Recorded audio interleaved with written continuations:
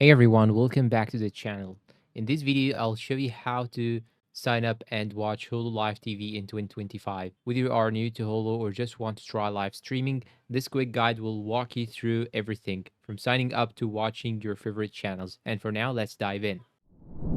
Okay, the first thing that you should do is to simply go and search for Hulu Live like so. Then you want to go and click on sign up right here. And after you click on sign up, here you will be able to add your phone number. Then you want to go and click on get code.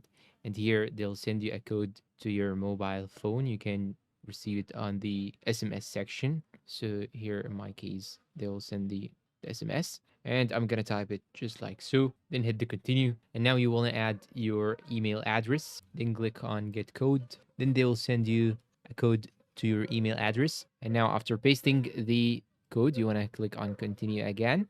And now you wanna choose your monthly or yearly subscription. So here in my case, I'll simply go for this one right here, then click on continue. And now you will have to enter your debit or credit card.